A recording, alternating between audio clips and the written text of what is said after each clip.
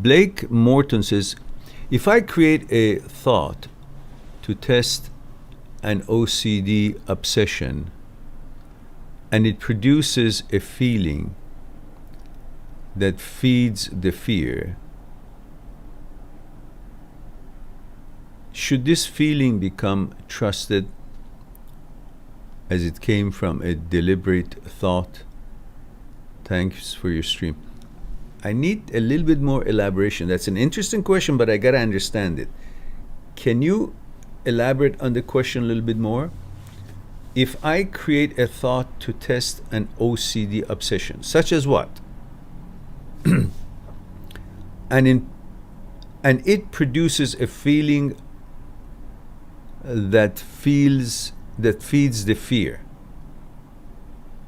But I gotta have an example, because this is very, very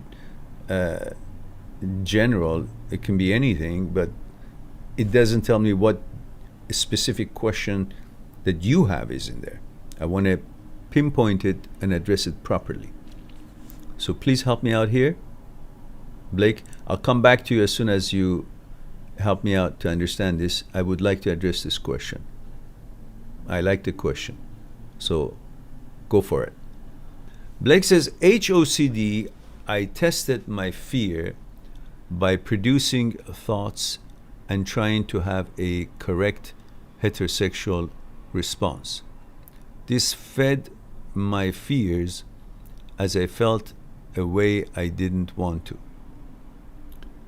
Should I trust the feeling as the thought wasn't intrusive? Again, I'm very interested to handle this question, and I believe I'm equipped to handle it. I cannot understand the exact question, meaning don't worry about it. Just say whatever it is that you tested and what results you were expecting or what you got. I want to address this question. You know that I have a special HOCD playlist on this channel. It is called Intrusive, Transient, OCD, HOCD, Negative Thoughts. I have specifically, during the past 1 month, made 20 special videos, 19, and last night I added one, a segment of our live talks, which was, pertaining and relevant to that, so I added that as number 20. I've made specially 19 specific videos on HOCD topic.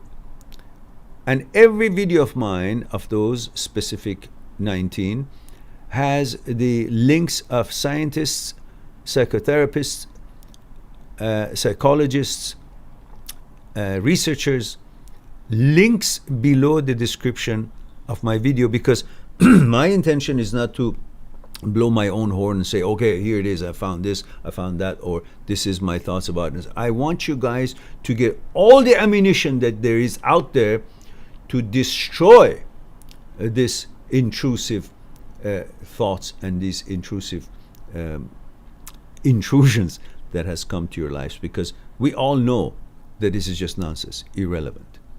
But I've discussed it in detail from number 1 to number 19, and I highly recommend you go on that playlist and learn about my delivery on the topic, which includes some of the scientific research of Dr. Schwartz based on many different researchers that he used. Some of these researchers he used in his presentation, including the experiment they had on habitualization of a certain behavior through every compulsion. You get the dopamine, and from that you create that to become a habit, which would become then more difficult to get rid of, which needs more rewiring. And I've included the neuroplasticity points of views, and of course the stuff that most researchers and doctors don't talk about, because that's not their expertise.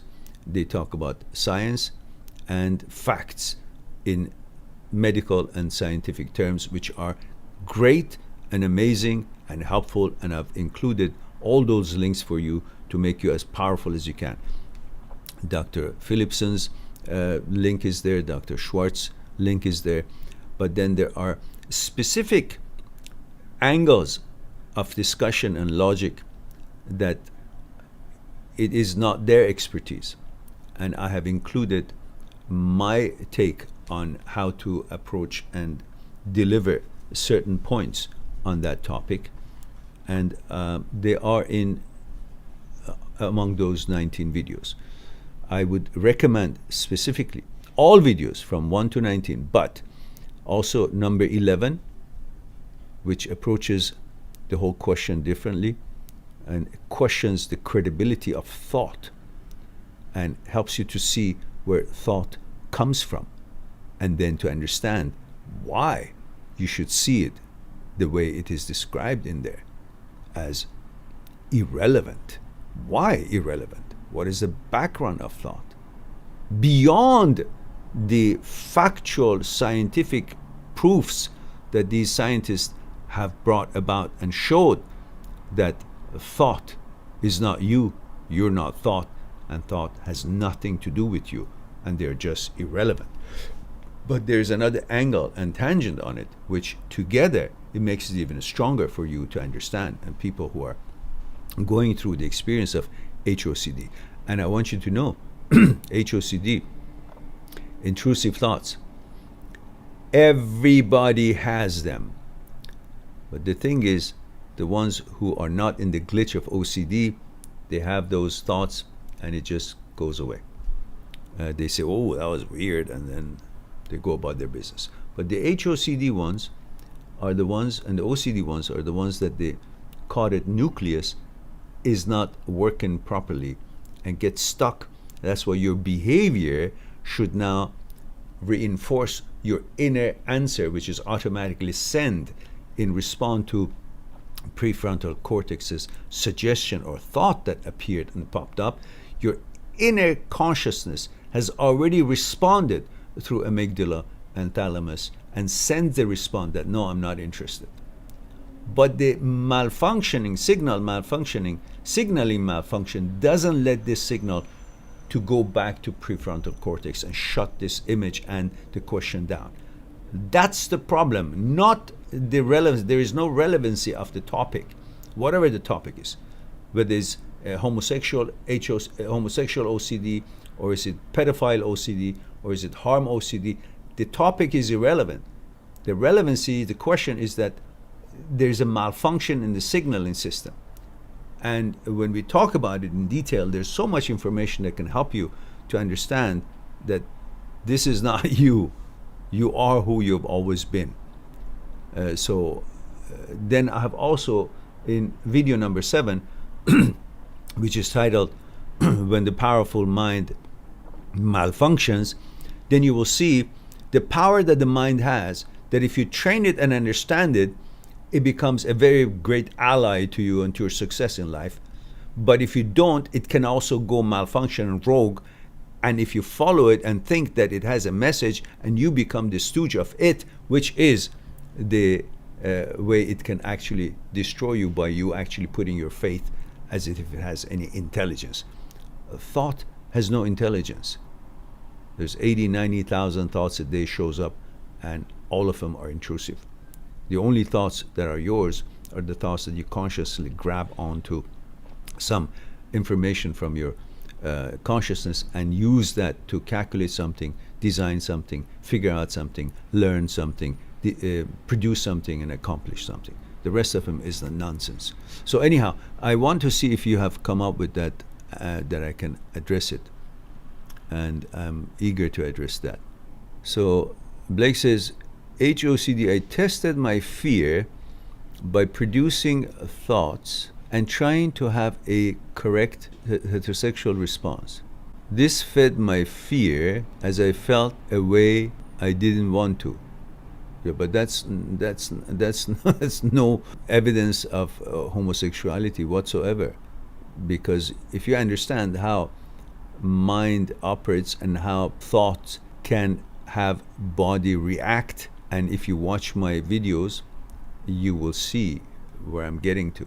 But in here, I would like to read your question again. It says, should I trust the feeling as the thought wasn't intrusive? Again, I need clear detail. Let's go and see that question. Blake says, I would create a homosexual thought to test myself that caused arousal, which scared me. No. I have watched your HOCD playlist. Will again. Is this feeling credible as it was intrusive? When you say the whole idea of the fact that you created a homosexual thought in you who's a heterosexual is intrusive. So how could it not be intrusive? What do you mean by intrusive? It wasn't sexual? Listen, very simply said, I don't know what exactly the question here is because I can't understand it, but you do. But maybe this will help from what I see.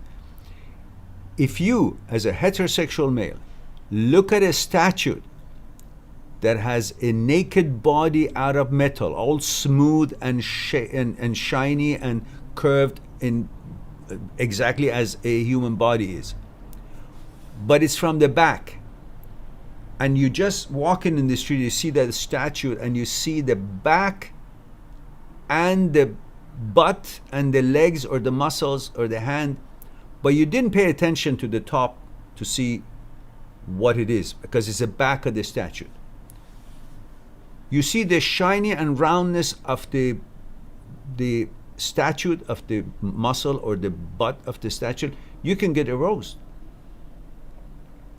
What does that mean now? Okay, that's not heterosexual, that's not homosexual, is it statual sexual? You get aroused by associating smooth, round, shaped body of a human being based on the association of that to sex. And why? And whether it's a man or a woman, that could bring that thought into your mind or the arousal, because if it's a woman, that's obvious. If it's a man, you didn't know it's a man. It was the back. And to you, you're just focusing on the shape, not the gender. Therefore, you react to the shape that you are designed to react to. That's why it is possible to, if it's dark and somebody doesn't really know the gender of the other person and think it's a woman, because in your mind, everything is a woman. If it's, I don't know, it's a pleasant shape or represents shape of a body, to you, it's associated with the sex with woman.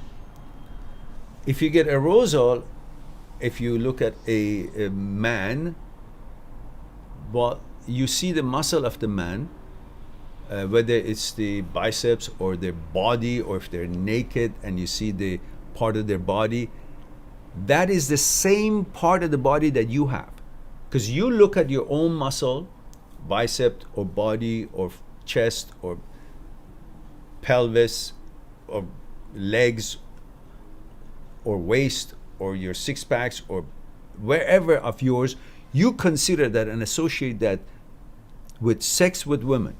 That's why you go to the gym, you train yourself. You're thinking about women. And you associate your body part in relation to sex with women. This is how you know yourself, your body parts, your muscles, and everything. When you see another man naked, part of the body, or the muscle part of the body, even in clothes, you see that that's the same kind of a body part that you have. And you associate your body part with sex with women. So you associate that muscle, that body part of that other male, also it associates with sex. Because to you, you associate with sex with women, and you see the same body part as you have in another male, which that also that associates with sex with women. And that's where the connection of sex is with that other male.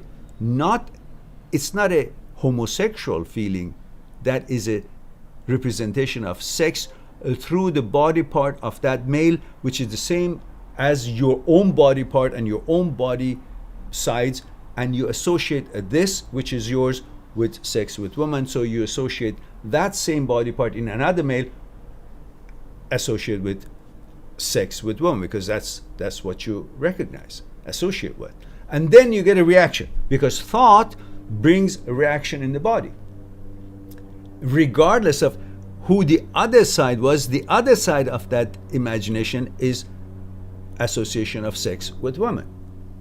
Even though it's not you, it's another man, but the body part brings the association of that body part with the same thing that your body part is associated with, sex with women. So that part of it is what brings the arousal.